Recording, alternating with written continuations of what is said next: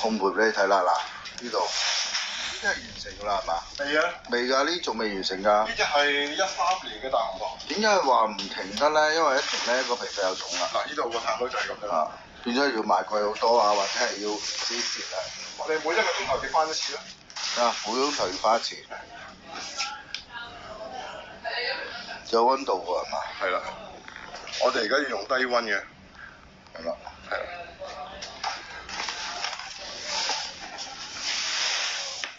睇住啦，成個過程真係童叟無欺㗎，要花好多時間先可以整到靚茶出嚟㗎。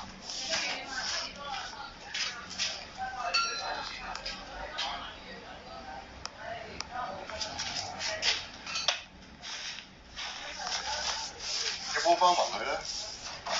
即係要鋪嗰個平均。係要鋪翻平均。跟住要 keep 住溫度。係啊。睇下你要做啲乜嘢嘢咧？睇下要做用啲咩溫度咧？調控啊！即係個種茶都唔同嘅。係啊。哇！跟住仲要，譬如咁講，你有啲我哋咁樣會反轉佢，等佢個罅隙多啲。等佢散下啲水分。哇！咁有即係浸落唔可以閂埋喎。OK，但係有啲係閂埋嘅。去到某一段時間就要閂埋佢啦。呢個第二嘢啦。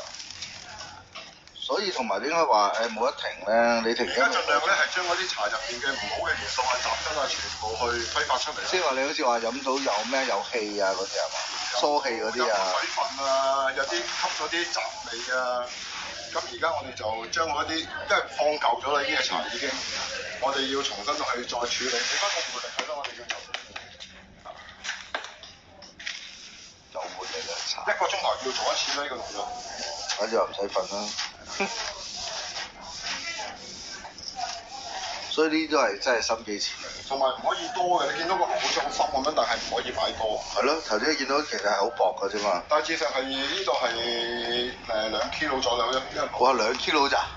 係。哇係，咁真係要花心機。因為呢隻比較頂級啲，所以我哋會落少啲嘅。可以勻勻啲咧。哦，即係等佢更加靚啲。等佢受火勻勻。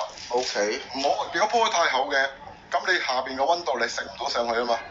變咗底面咪唔平均咯。但係而家係第幾次嚟㗎啦？而家第2次。第2次啊，要整幾多次到啊？8次到咧。8次到啊！